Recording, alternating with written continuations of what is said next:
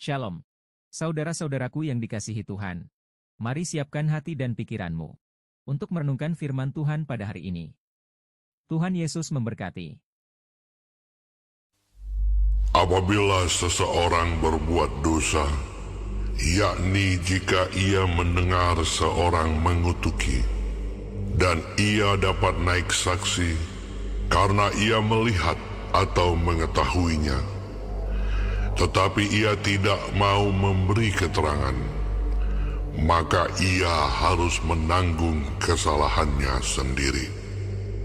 Atau bila seseorang kena kepada sesuatu yang najis, baik bangkai binatang liar yang najis, atau bangkai hewan yang najis, atau bangkai binatang yang mengeriap yang najis, tanpa menyadari hal itu, maka ia menjadi najis dan bersalah. Atau apabila ia kena kepada kenajisan berasal dari manusia, dengan kenajisan apapun juga ia menjadi najis, tanpa menyadari hal itu, tetapi kemudian ia mengetahuinya, maka ia bersalah. Atau apabila seseorang bersumpah teledor dengan bibirnya, hendak berbuat yang buruk atau yang baik, sumpah apapun juga yang diucapkan orang dengan teledor tanpa menyadari hal itu, tetapi kemudian ia mengetahuinya, maka ia bersalah dalam salah satu perkara itu. Jadi apabila ia bersalah dalam salah satu perkara itu, haruslah ia mengakui dosa yang telah diperbuatnya itu, dan haruslah ia mempersembahkan kepada Tuhan sebagai tebusan salah karena dosa itu seekor betina dari domba atau kambing menjadi korban penghapus dosa. Dengan demikian, imam mengadakan pendamaian bagi orang itu karena dosanya. Tetapi jikalau ia tidak mampu untuk menyediakan kambing atau domba, maka sebagai tebusan salah karena dosa yang telah diperbuatnya itu, haruslah ia mempersembahkan kepada Tuhan 2 ekor burung tekukur atau 2 ekor anak burung merpati, yang seekor menjadi korban penghapus dosa dan yang seekor lagi menjadi korban bakaran.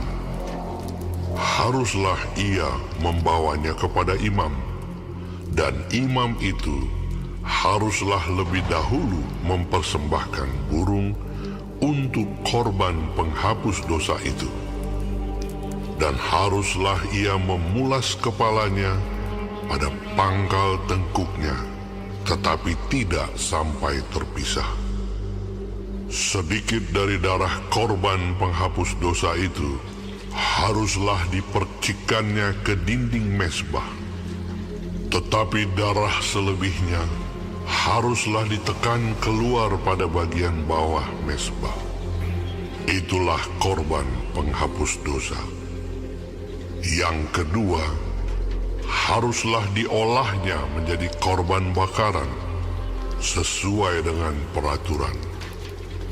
Dengan demikian, imam mengadakan pendamaian bagi orang itu karena dosa yang telah diperbuatnya, sehingga ia menerima pengampunan.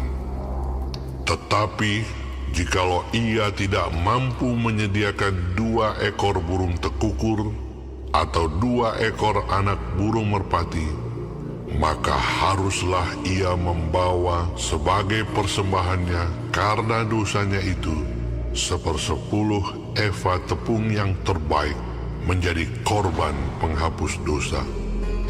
Tidak boleh ditaruhnya minyak dan dibubuhnya kemenyan di atasnya, karena itulah korban penghapus dosa. Lalu haruslah itu dibawanya kepada imam, dan imam itu haruslah mengambil daripadanya segenggam sebagai bagian ingat-ingatannya, lalu membakarnya di atas mezbah, di atas segala korban api-apian Tuhan. Itulah korban penghapus dosa.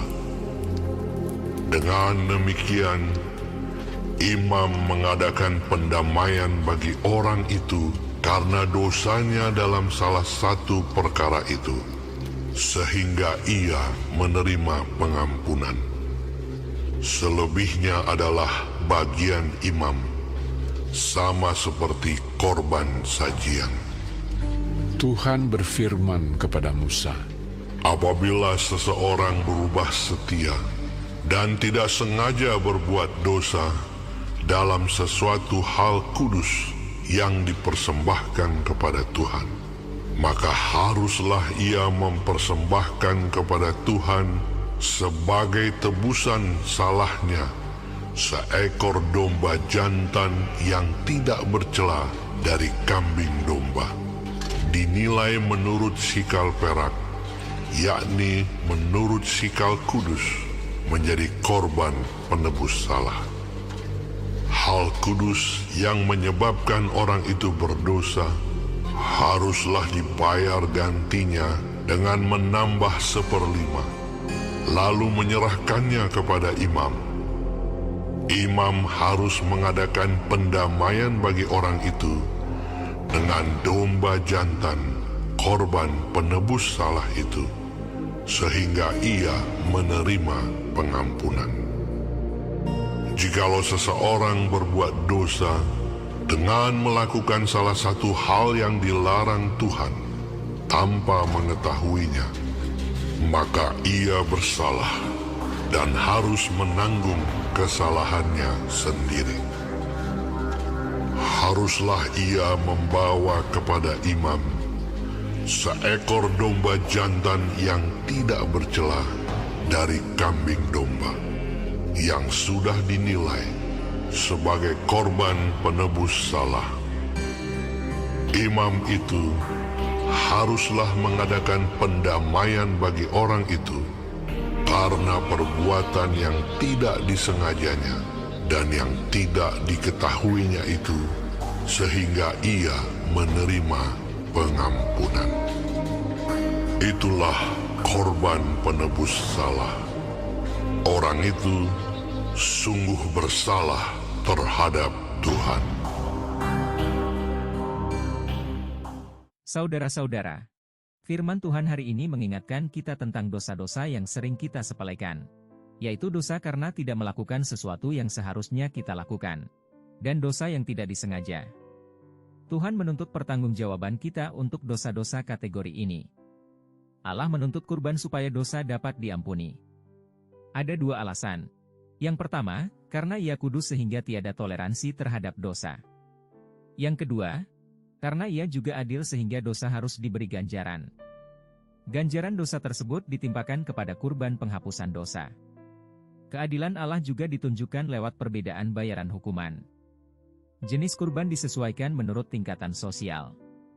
Semakin kaya dan tinggi kedudukannya, kurbannya pun lebih mahal. Saudara, terkadang kita melakukan dosa dengan bersikap diam, bahkan dengan menutup-nutupinya atau tidak membicarakannya. Dosa-dosa kita mungkin tidak disengaja, dan kita mungkin tidak mengetahuinya. Jika kita tidak taat kepada Tuhan, kita bersalah, entah kita menyadarinya atau tidak. Tetapi setelah kita mengetahuinya, kita harus datang kepada Tuhan untuk dibersihkan. Allah tidak dapat mengampuni dosa begitu saja. Anugerah pengampunannya bukan murahan. Yesus, Anak Domba Allah, berperan sebagai kurban penghapus dosa. Ia adalah Tuhan dan Juru Selamat kita. Mari kita menghargai anugerah Tuhan dengan semakin hidup dalam ketaatan kepada Allah.